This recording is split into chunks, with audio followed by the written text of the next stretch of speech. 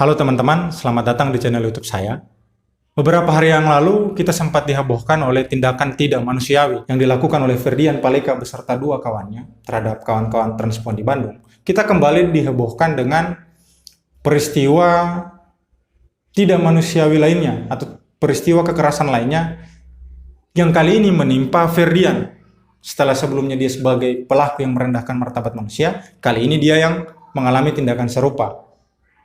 Beberapa hari yang lalu beredar video di mana Ferdian beserta dua kawannya itu mengalami tindakan kekerasan atau bullying yang dilakukan oleh para tahanan di dalam penjara. Banyak terjadi pro kontra terhadap kejadian yang dialami oleh Ferdian ini. Ada yang mendukung, lalu kemudian ada yang mengutuki dengan alasan bahwa si Ferdian sudah sepantasnya mengalami hal tersebut. Lalu kemudian ada juga yang mengecam.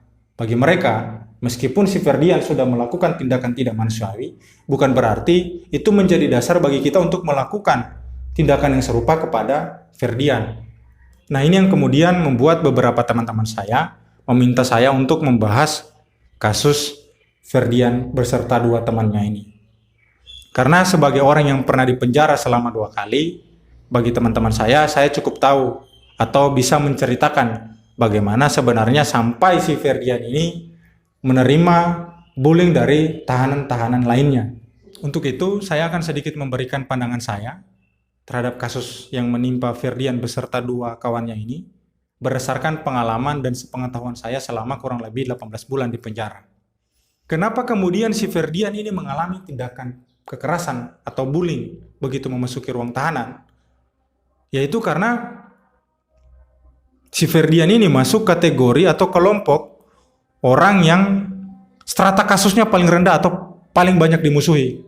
Selain kasus yang seperti Ferdian ini, ada kasus pelecehan seksual atau kasus yang aparat. Nah, jadi orang-orang yang merendahkan martabat manusia, aparat hukum, orang-orang pelaku pelecehan seksual itu pasti selalu mengalami tindakan yang seperti ini. Karena bagi narapidana, bagi tahanan yang lainnya, meskipun mereka seorang pencuri atau seorang pembunuh, tapi mereka tidak merendahkan martabat manusia, tidak pemerkosa, atau tidak seperti aparat.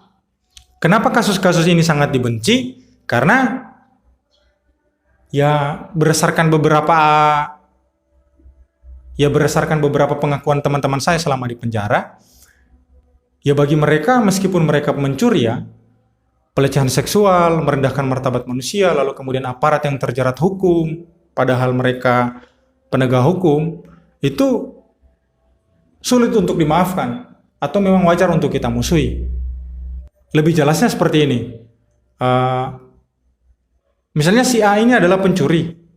Nah, si A ini meskipun dia mencuri, tapi dia tidak memerkosa, dia tidak merendahkan martabat orang lain, atau dia bukan aparat yang menegakkan hukum tapi terjerat hukum, melanggar hukum. Dia mencuri karena lapangan pekerjaan susah, sedangkan mencuri jauh lebih mudah. Atau misalnya mereka membunuh karena ada dendam satu sama lain. Bukan merendahkan martabat orang lain, bukan memerkosa orang lain. Nah, itu kenapa sampai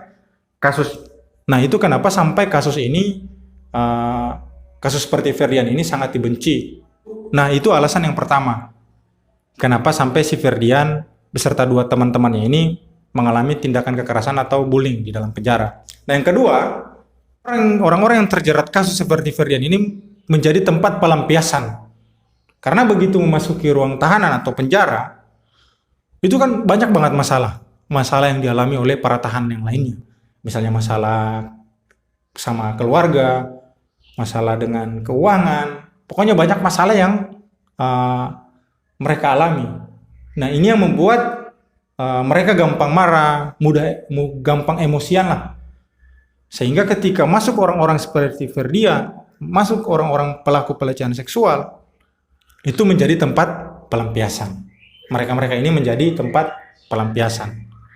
Yang ketiga, karena budaya-budaya seperti ini, kekerasan seperti ini, itu sering banget dipertontonkan di masyarakat kita. Bahkan aparat hukum kita beberapa kali mempertontonkan hal yang seperti ini. Misalnya kasus yang dialami oleh salah satu warga Papua ketika dia diinterogasi itu sambil ditakut-takuti dengan ular.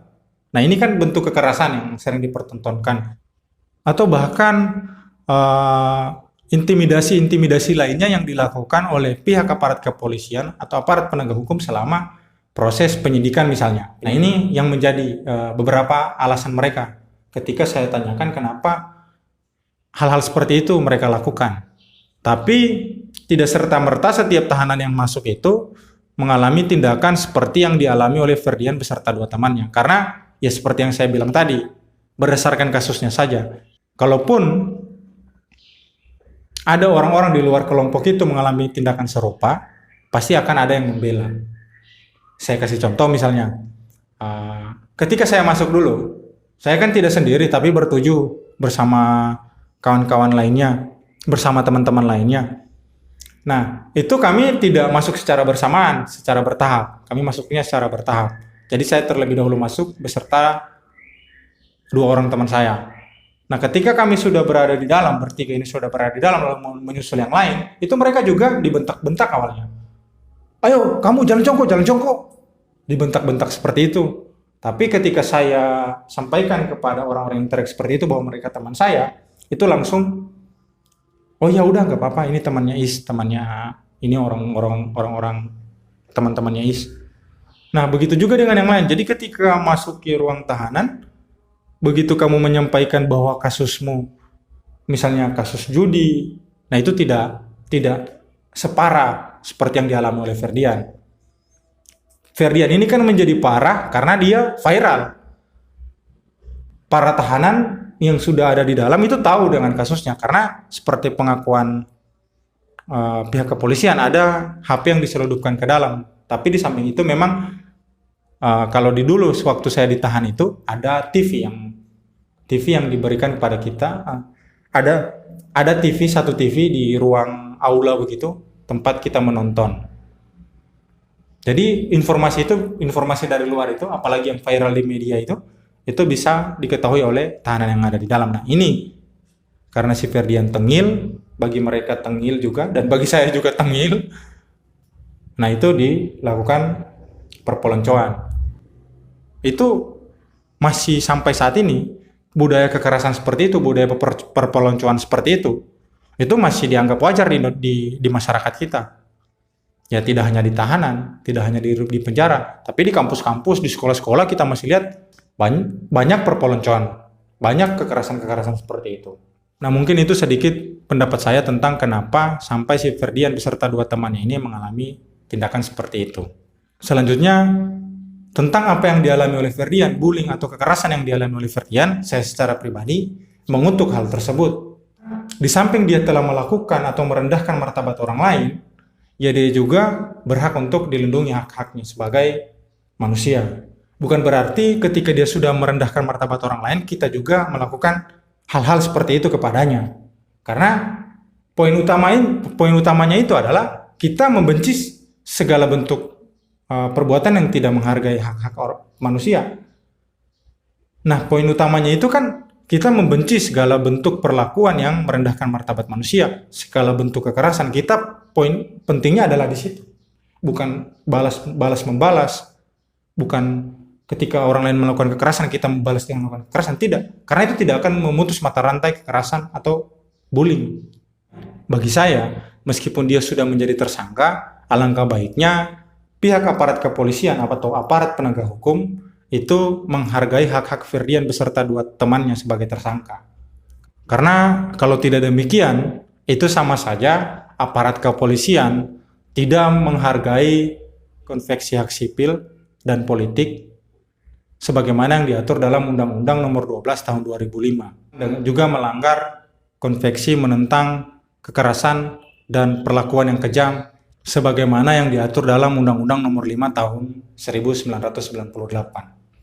Nah, poin terpenting lainnya adalah bagaimana kita menghargai hak-hak korban atau memfokuskan diri pada perlindungan terhadap korban. Karena selama ini kelompok-kelompok seperti transpuan atau kelompok-kelompok termarginalkan lainnya itu kerap kali mengalami tindakan-tindakan seperti ini, tindakan-tindakan yang diskriminatif seperti yang dilakukan oleh Ferdian ini. Tentu masih segar dalam ingatan kita ya, beberapa minggu yang lalu salah satu transpuan juga itu dibakar hidup-hidup. Nah ini yang terpenting, bagaimana caranya kita memberikan perlindungan kepada mereka. Oke, si Ferdian silakan diproses secara hukum. Tapi yang bagaimana kejadian seperti ini tidak terulang kembali. Kejadian yang dialami atau tindakan-tindakan diskriminatif yang dialami oleh kawan-kawan transpuan ini tidak terjadi kembali.